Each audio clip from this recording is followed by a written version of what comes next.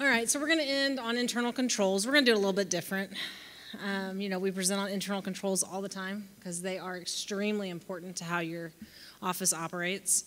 We're going to briefly go over them, and then we're going to talk about certifications because that's really something that we look at when we come into audit. So, internal controls, what are they? Anybody know what they are? Can you recite the definition without me putting up the next slide? Can you really? Because I really want you to. I believe she can because she remembers all the statutes and all of that. I need a computer. I can find it. I just don't have it memorized. Okay, so this is going to be your 5-minute internal control update that you guys have heard over and over again, but the definition.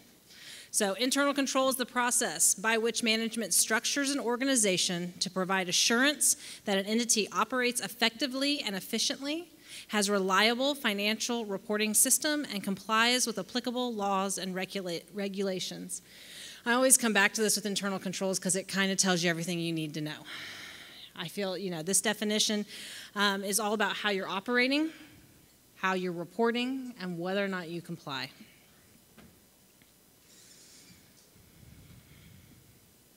The purpose of it, to combat fraud and mistakes by preventing opportunity, detecting fraud, errors, and omissions.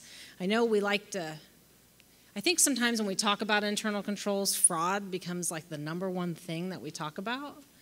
And it's not just fraud. It is human error. I mean, you're entering stuff into your system. I don't know about you, but I have switched numbers around from time to time and can't get something to work. And it takes, maybe a break or somebody else to look at it and say, oh, you've messed up there, or you got those backwards. That's what your internal control is too. It is to catch all those things. Have somebody look over it. Make sure that what you're reporting is accurate. What you're posting is correct.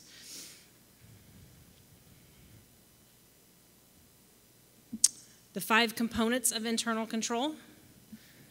So control environment.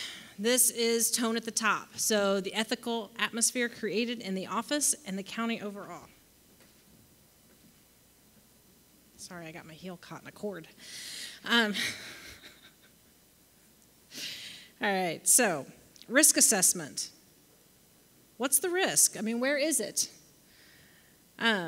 Where's the risk that the process will go wrong? Where's the risk that the information's incorrect? Mistakes will occur. Fraud. You have to assess those in everything that you do. What is the risk? Control activities, your policies and procedures, how the office is running, processes such as your claims process, your AFR process. Information and communication. This should be reliable and relevant. So accuracy of your information, whether it comes from an internal or an external source. And then monitoring activities. So basically a review is the way I like to think about it. Is everything working properly? If yes, then you look at some adjustments that may need to be made. You'd always be tweaking it a little bit. If it's not, then maybe you're looking at it and says, you know what, this isn't working properly. Then you need to communicate it timely to those who are involved. The sooner you're aware of an error, the sooner that you can fix it.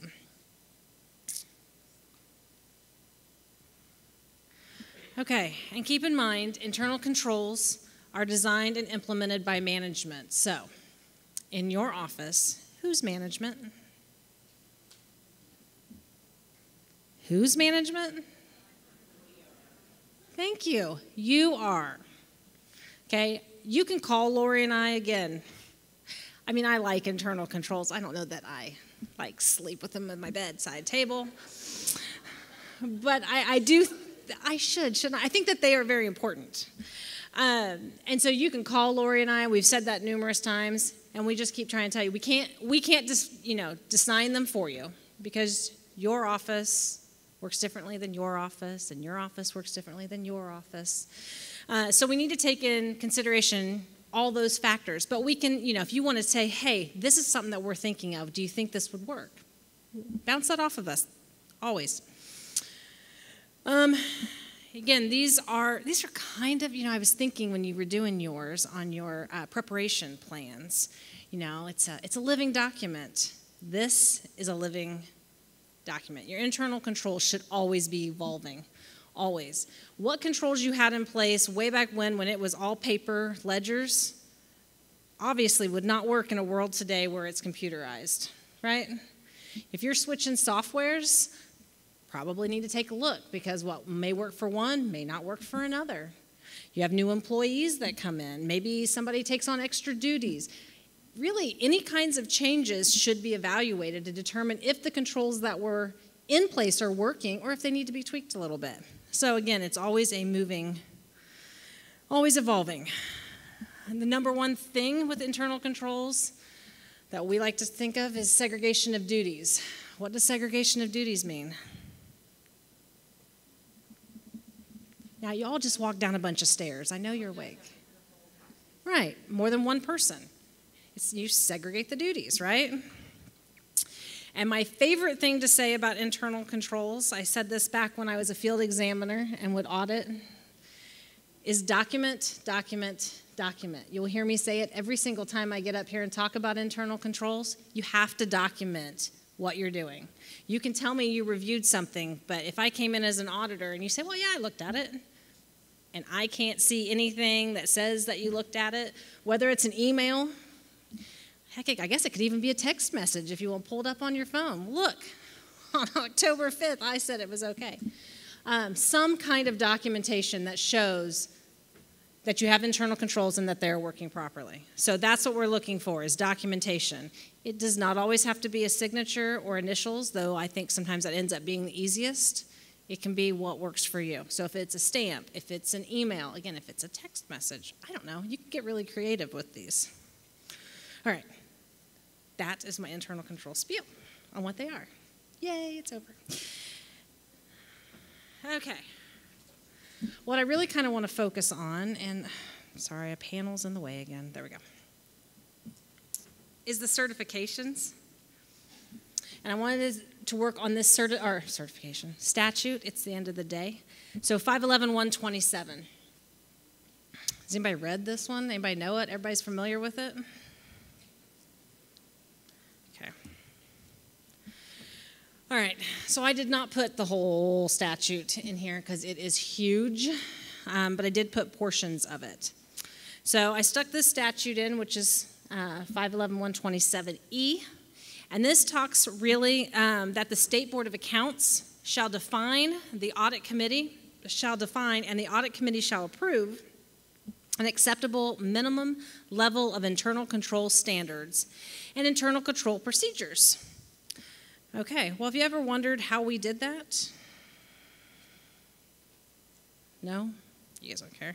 That's fine. So, this is before my time. Lori, did you work on this manual? I helped write this. Okay. See?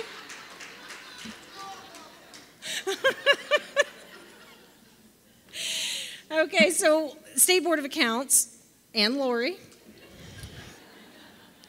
put out the internal control standards for Indiana public subdivisions. So when you hear us talk about the internal control manual, this is what we're talking about. I put the link here. This is what contains the acceptable minimum level of internal control standards so that we can meet statute. I was going to also state, just because I don't know that I've ever said this, but so the Yellow Book, which is the Generally Accepted Government Auditing Standards, or GAGAS, prohibits the State Board of Accounts from prescribing the actual internal control procedures to be used by a political subdivision. So if you're ever wondering why we can't, it says we can't. Okay, so if we go to 511-127F, it talks about that the State Board of Accounts shall develop and designate approved personnel training materials as approved by the Audit Committee to implement this section. Okay, so you might know what kind of trainings we've put out there? I heard a video. Yep. Video. Anything else? Well, so we do provide trainings at annual conferences on this. We do have that internal control webinar, which is on our webpage as well, so you can watch that. We've also got some links on our page. So COSO, which is the Committee of Sponsoring Organizations, they have an internal control guidance. They are kind of known as the go-to people when it comes to internal control standards. I think that's just where we all look. I mean, that's just, that's where it's set. The bar is set. GAO also has standards for internal control in the federal government. So these are just good resources to take a look at, see they can help you in developing your internal controls. And GAO is the Government Accountability Office. So, and those standards are what we refer as the Green Book, just in case you want some extra knowledge. Okay, so 511-127G talks about that the legislative body of a political subdivision shall ensure that, 1, internal control standards and procedures developed under subsection E are adopted. Okay, so the ones that we put together, the minimum level that we said is what needs to be adopted, and that personnel receive training concerning the internal control standards and procedures that have been adopted.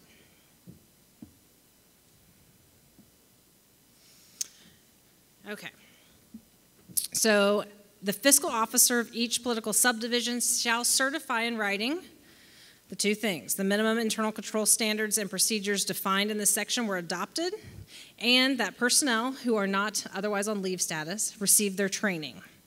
Certification shall be filed with us at the time that you do your annual financial report.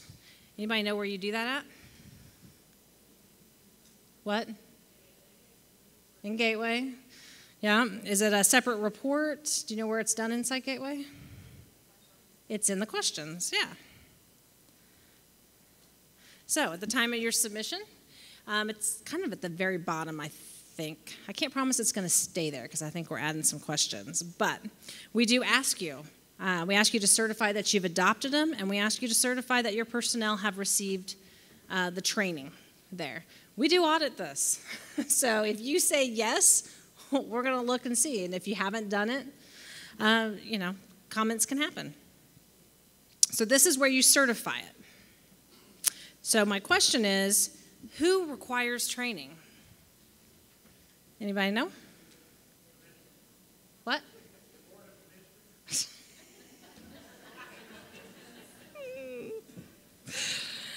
Let's go with 511-127C. Okay. So I think this is this is really important to know that, so personnel, according to statute, this means an officer or an employee of a political subdivision whose official duties include receiving, processing, depositing, dispersing, or otherwise having access to funds. Okay? So election time's coming up and I have a poll worker. Is the poll worker required to have internal control certification? Why?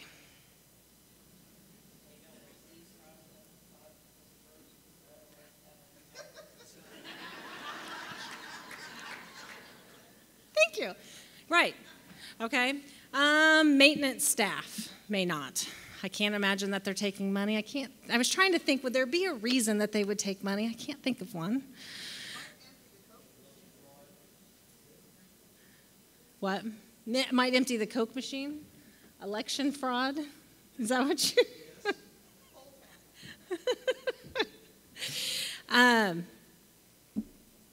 highway workers, those that are out working on the roads, who aren't, that their whole job is, construction or reconstruction or preservation. We'll talk about that tomorrow. See how I tied that together? Okay. So we get a lot of questions on this because I think that gets confusing. We think that we have to, anybody that comes into employment, we think that they require this certification, and they don't. So I wanted to kind of point that out.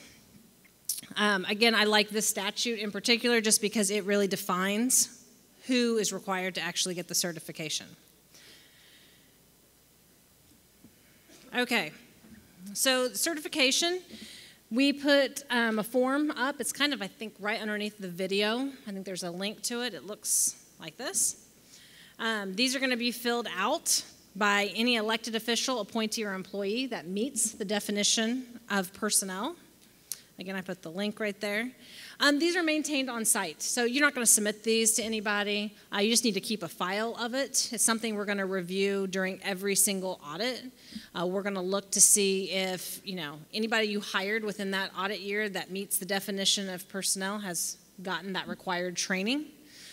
So we're looking at that along with what you've certified through your AFR. So audit results. Sometimes statute tells us what we have to do, doesn't it?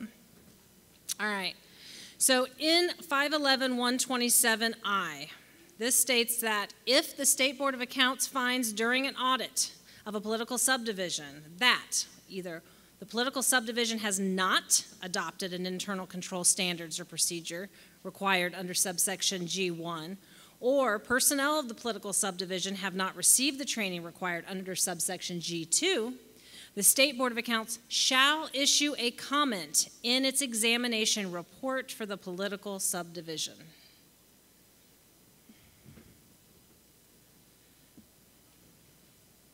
So it's important. Please do it. Okay.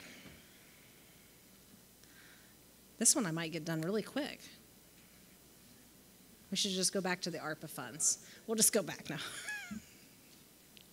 Okay. So a couple things I want you to consider with your internal controls as we're going through this. One person should not, again, be responsible for, any process. No one knowing how to perform it. So sometimes we get employees in who have been there for 20 years. They're really good at what they do, but nobody else knows how to do what they're doing. They get sick with COVID, or they decide they're going to retire.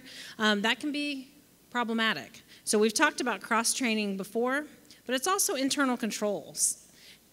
Everybody, there should be somebody who knows how to do what everybody, that's not how I want to say that. Not one person should only know how to do it. Multiple people should be. There should be reviews in process. So no matter what process you have going on, somebody should be overseeing that to make sure that it's correct. Remote working, since we went to COVID's kind of come up. So think about this too. What people are doing at home, how those controls would need to be altered with them working at home, because that may change your process a little bit as well. And when they're working from home, are they taking records with them? There probably needs to be some sort of policy in place for any records they're taking with them. Are these confidential records? Should they be leaving the office? There's lots to consider there. I just want you guys to be thinking about those things. And then I want to talk about the fraud attempts. So we talked about CARES and we talked about the ARPA. It's a lot of money funneling into you guys, a ton. The amount of fraud that is trying to happen, and you heard Jillian speaking earlier, it is just skyrocketing. I mean, they are trying every which way, and they are succeeding in some, whether it's an email to, hey, I need to switch my payroll, and it's not the person, So be vigilant, be leery of anything that you are not expecting, question everything, even question some of the stuff that you receive from us. So we send out through we call it eGov deliveries. Everybody know what I'm talking about? It's a pretty little blue form. It's kind of standardized. It wasn't ours, but it was one of the other directors had sent something out, and somebody grabbed it and spoofed it and put something in and sent it out. Now, it was caught because the email address was different than what would have been from us. But if you even get something from us and you think something about it doesn't look right, email me, okay? And I will be more than happy to say, yes, I sent that, or no, I did not. Okay, but I do want you guys just to be kind of vigilant of that. We're just seeing more and more of that. Fraudulent checks are the other big one. I think I've seen more of that, more with your clerks and things, but it may end up picking up on your end as well. And then basically giving any kind of like confidential information over the phone. Really think twice before you give anything, because you have no way to verify who that is you're talking to.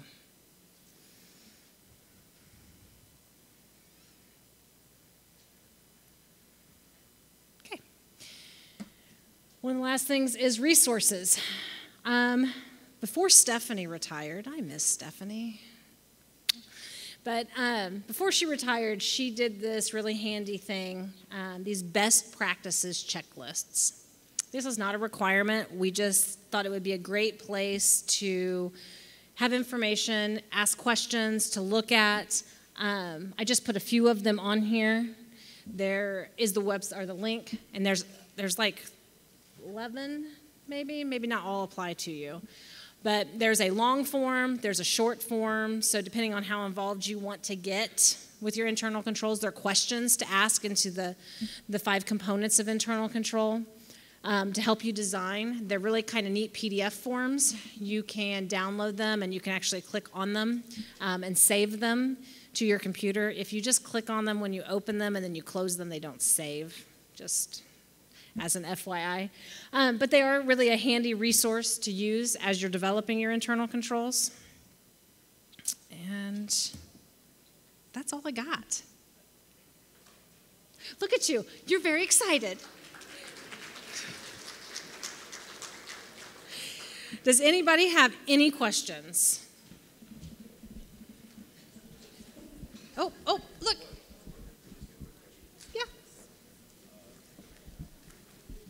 I know this. Excuse me. I know the state can be late relative to private industry in dealing with such matters. What's the origin or genesis? Probably a Lori question of formal adoption and looking at these at the county level or units of local government of internal controls 20 years ago when this started coming in. Oh, no. You may not have been here this long. I don't know, Lori. I will be honest, when I came on the department in the early 2000s, because I'm not going to tell you all my age, we didn't really look at internal controls. I mean, it was talked about, people talked about it, but it wasn't something that we did a lot of audit work. We assumed you didn't have any, so we just put it at high risk. And went on. But when I came back when did I come back? 2014, it was already like really ingrained in us. Yeah, and we started looking at it as an audit agency before it became law for you to have the internal controls in place. So especially with federal grants, because they require it. So we are required to audit your internal controls with federal grants. So that's kind of, I think, the starting point, and it just kind of flowed in. Whether the time frame, I'm not sure. Yeah. I would probably say like early 2000s to late 2000s, right around there. That 10-year window, maybe. Is that helpful?